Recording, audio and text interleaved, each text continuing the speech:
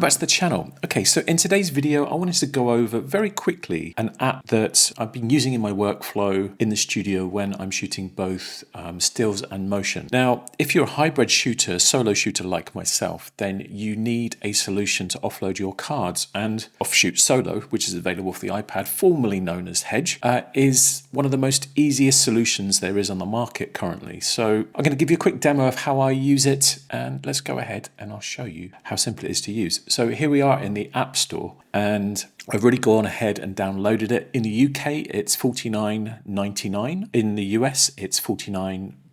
Let's just go over some of the details they have in here. It's very new OffShoot Solo for the iPad, so there's only one rating on the App Store so far, so maybe I should do a little rating for that. Meet OffShoot Solo, the evolution of Hedge Mono. With faster verification and a new UI, it's finally possible to handle your data whilst on the move. So yes, I mean, this is my iPad Pro. This is the M2 version with a USB-C connection.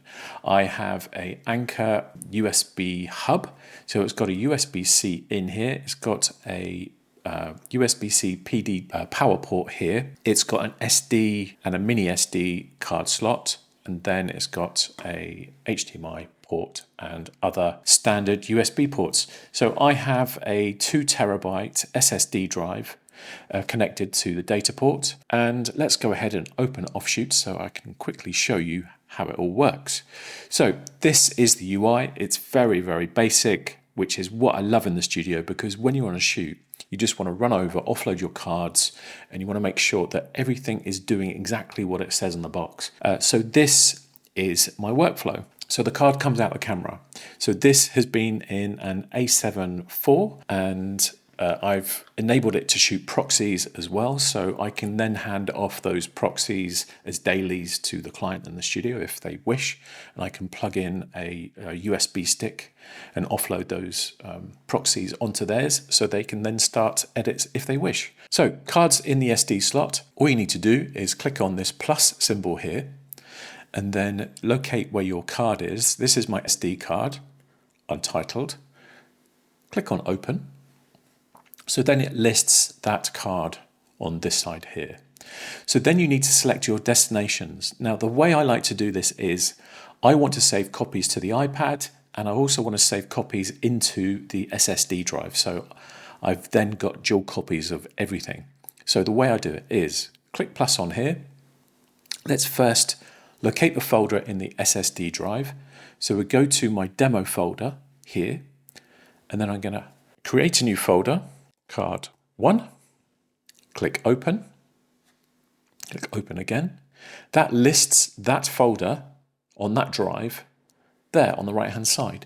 Now the next thing we need to do is show it where you want it to be on your iPad. Now I have a demo folder somewhere here.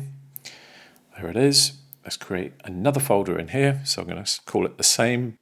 Click open again. And then it lists those two destinations on that side. Got your SD card from the camera here, and then these are the two destinations. So then all you need to do, and it's really simple, and you might have guessed it already, is hit transfer.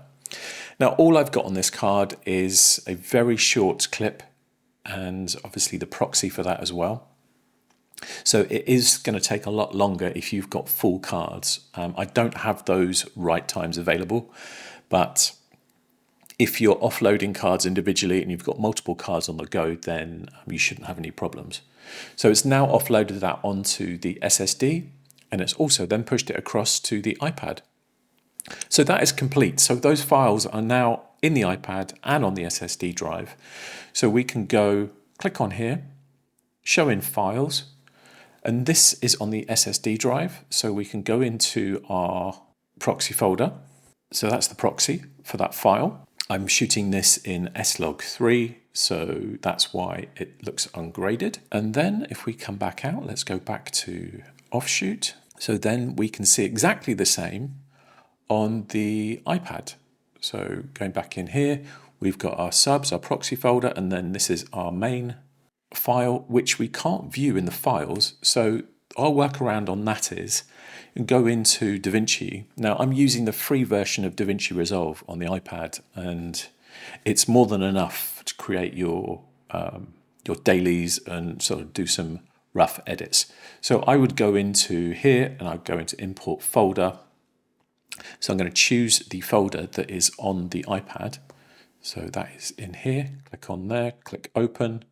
So it's going to import that whole folder structure down here. And then we can locate that clip. Here it is. Can click on there, create new time using selected clips.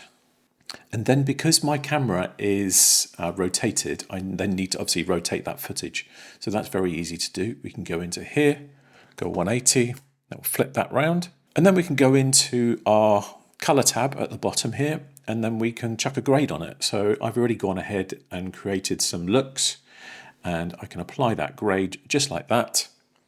Then we can full screen it, play it back, and that is as simple as that. So you then have your footage accessible and viewable on your iPad, as well as on the SSD drive.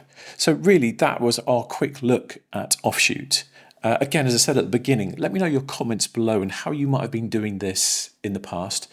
There are obviously versions for Macs and Windows computers, and you can find all of those on the OffShoot website. I will also link the Anchor USB hub, the SSD drive, and also this very handy Logitech keyboard and case. I'll list that in the description below. And really, that is it for today's video. Thank you very much for watching. If you found it useful, please give me a thumbs up. Please consider subscribing if you'd like to see more videos like this in the future, and ring that bell if you'd like to be notified of future videos. So until the next one, I will see you then. Bye for now.